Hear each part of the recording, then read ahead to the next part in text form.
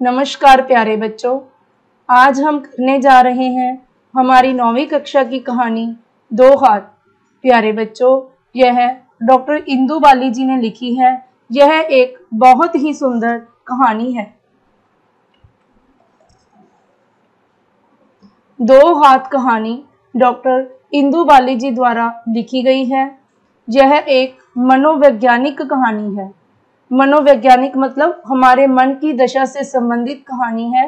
इस कहानी में लेखिका ने एक बालिका की मानसिक दशा का चित्रण किया है, जो अपने हाथों के सौंदर्य को लेकर चिंतित रहती है। बच्चों, अक्सर यही होता है हमारे साथ कि हम अपने हाथों, अपने चेहरे की सुंदरता को लेकर चिंतित रहते हैं, लेकिन वास्तविक सुंदरता क्या होती है, ये हमें इस कहानी को पढ़कर ही समझ में आएगा।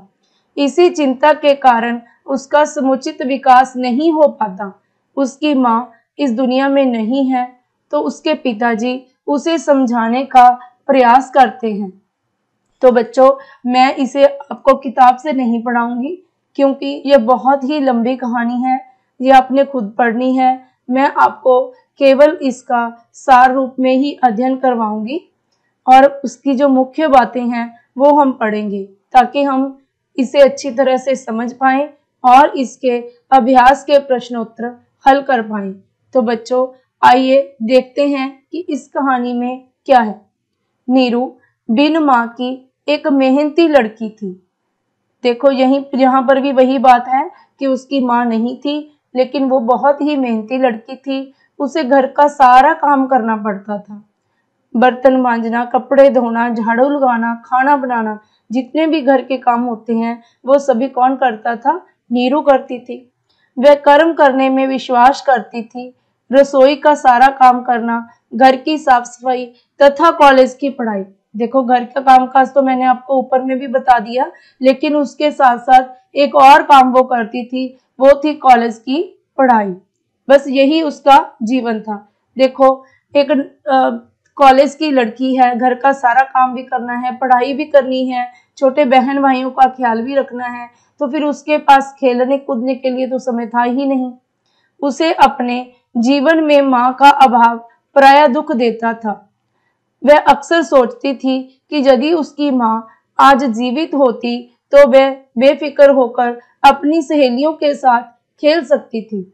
जब वह अपनी हमउम्र सहेलियों को टहलते खेलते एक दूसरे के साथ देखती थी, तो उसका मन बहुत दुखी होता था। उसे अपनी माँ की याद आती थी, क्योंकि उसे तो दिन भर में समय ही नहीं मिल पाता था।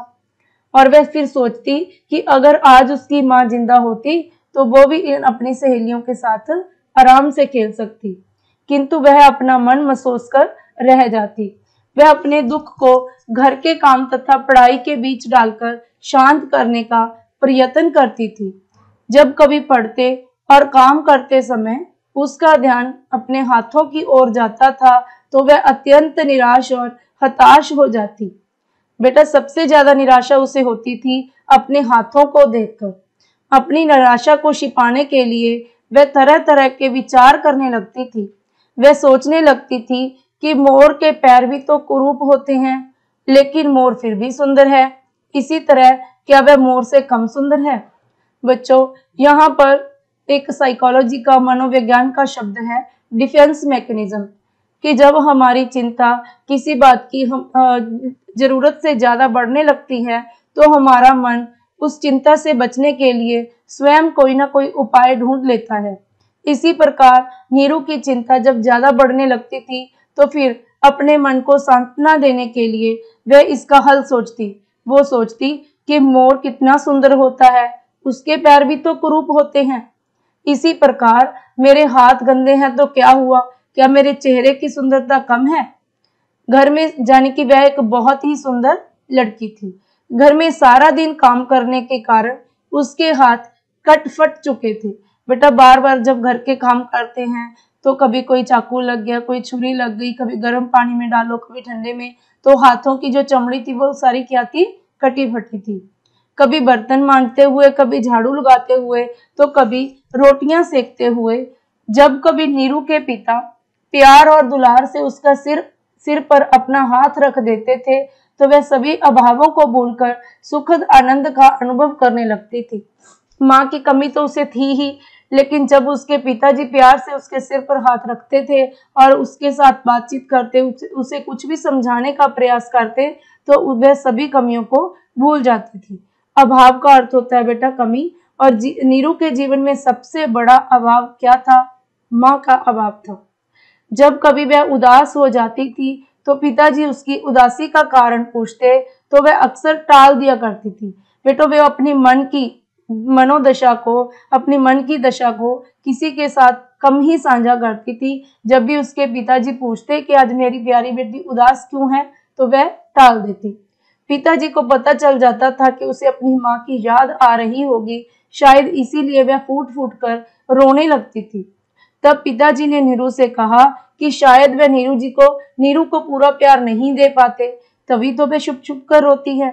तो जब वे पिताजी पूछते क्या तुम्हें माँ की याद आ रही है, तो वह रोने लगती। तो इससे पिताजी को आभास होता कि शायद वह ही उसे पूरा प्यार नहीं दे रहे हैं।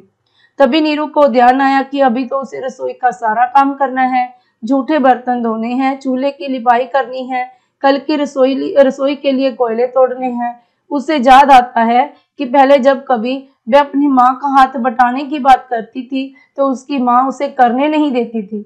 उसे कहती थी, तुम्हारी उंगलियां ककड़ी की तरह कोमल है, इन 5 उंगलियों में 5 अंगूठियां डालूंगी, मेहंदी रचाऊंगी, कलाई को चूड़ियों से सजाऊंगी।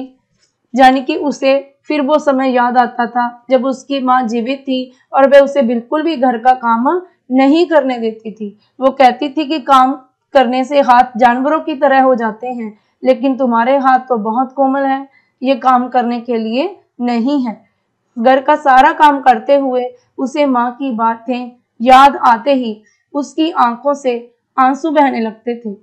वह अनजाने में अपने हाथ को साड़ी के पल्लू में छिपाने की अक्सर कोशिश करती थी, यानी कि वो अपने हाथों को दूसरों के सामने छिपाती रहती थी।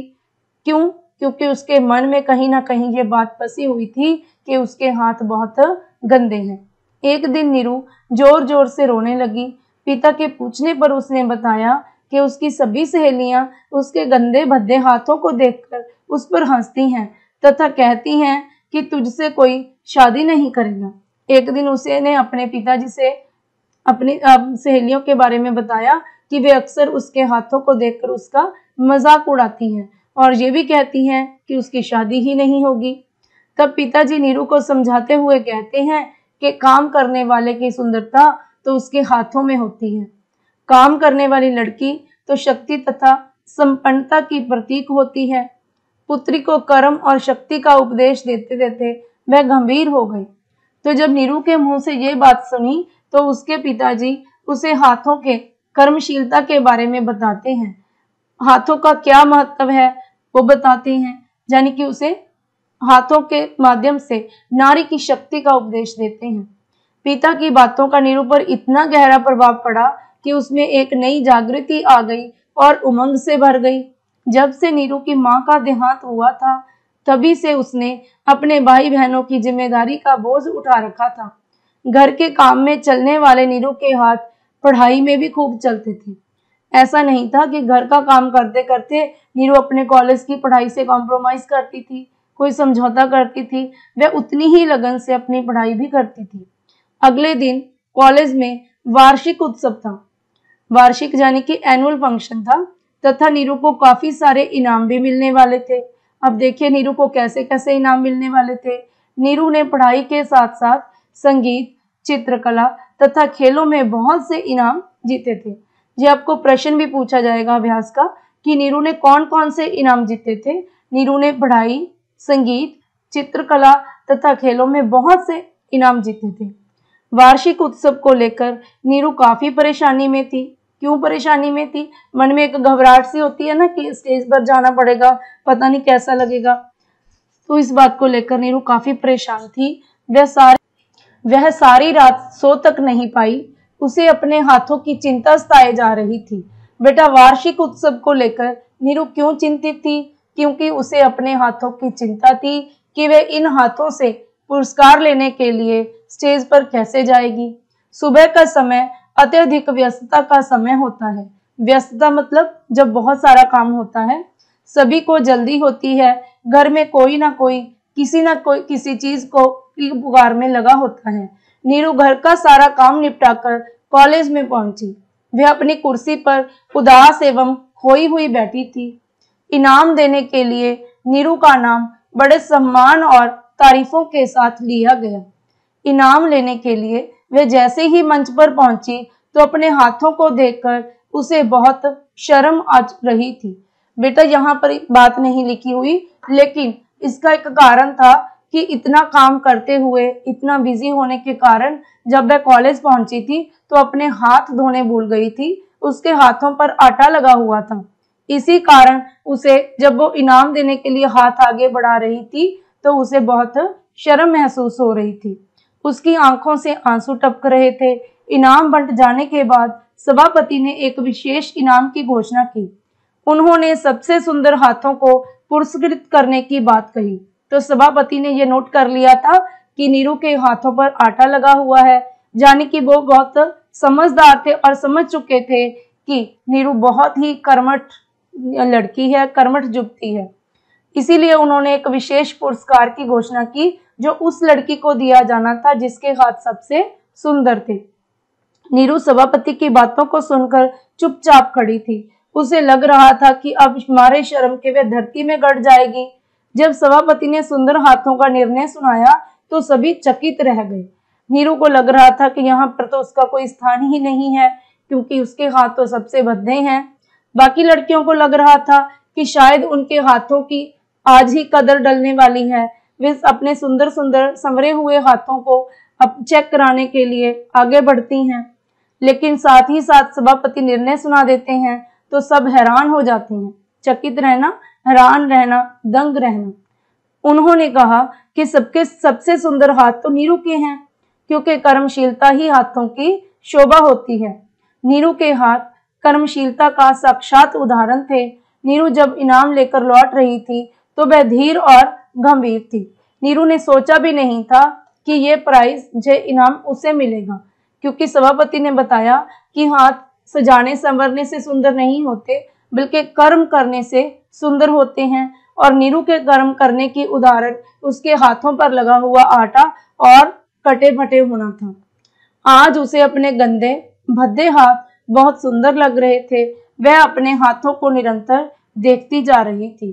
तो प्यारे बच्चों, ये कविता का पूरा सारांश मैंने आपको बता दिया है।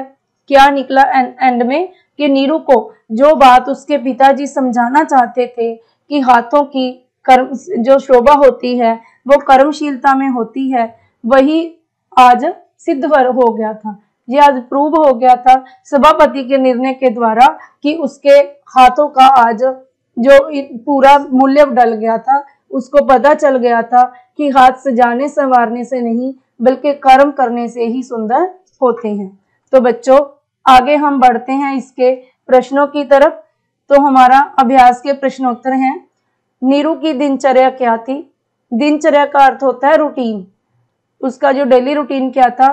नीरू की दिनचर्या घर के सारे काम करना था, रोटी बनाना, बर्तन मांजना, कपड़े धोना, सारे काम वो करती थी। इसके अतिरिक्त वह कॉलेज की पढ़ाई भी करती थी। नीरू को प्रायः किसका अभाव खलता था? नीरू को प्रायः अपनी माँ का अभाव खलता था। नीरू अपनी हम उम्र सहेलियों को खेलते देखकर क्या सोचा करती थी? मैंने आपको बताया था सार में कि नीरू ये सोचा करती थी कि अगर उसकी माँ जीवित होती तो वह भी उनके साथ आराम से खेल सकती। पिता का दुलार पाकर नीरू क्या भूल जाती थी? पिता का दुलार पाकर नीरू सारे अभाव भूल जाती थी। नीरू ने पढ़ाई के साथ अन्य कौन कौन से इनाम जीते थे?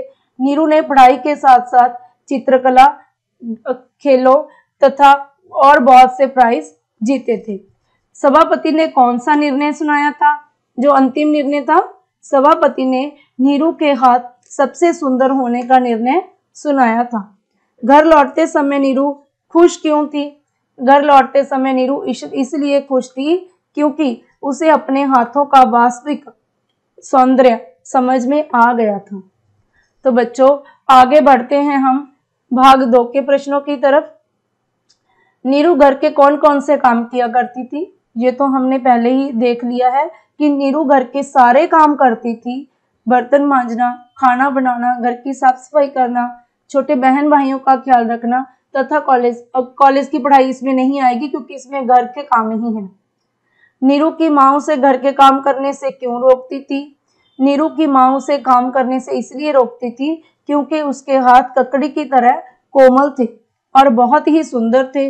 नीरू की माँ कहती थी कि यह सब काम उसके करने के नहीं है, हम अनपढ़ औरतें तो जानवर होती हैं। और वे साथ ही कहती थी कि मैं तुम्हारे 5 उंगलियों में 5 अंगूठियां सजाऊंगी। नीरू की सहेलियां उसका मजाक क्यों उड़ाती थी? घर का सारा काम करने के कारण नीरू के हाथ गंदे, भद्दे तथा कटे फटे थे। उसके इन हाथों को देखकर उसकी सहेलियां उसका मजाक उड़ाती और कहती थी कि उसकी कभी शादी नहीं होगी। नीरू को उसके पिता ने हाथों का क्या महत्व समझाया? नीरू को हाथों का महत्व समझाते हुए पिताजी ने कहा कि काम करने वाले की शोभा तो उसके हाथों से आंकी जाती है। अपने हाथ से काम करने वाली लड़कियां शक्ति और संपन्नता की प्रतीक होती हैं। काम करने वाले 2 हाथ ही तो मानव जीवन की शोभा है। भगवान ने हमें ये हाथ कर्म करने के लिए दिए हैं। हाथ कर्म की गति के साथ सुंदर होते जाते हैं, यानी कि तुम जितना अधिक कर्म करते जाते हो तुम्हारे हाथ उतने ही सुंदर होते जाते हैं। इनाम लेते समय नीरू को शर्म क्यों आ रही थी? इनाम लेते समय नीरू को शर्म इसलिए आ रही थी क्योंकि एक तो उसके हाथ बहुत ही गंदे, भद्दे और कटे फटे थे।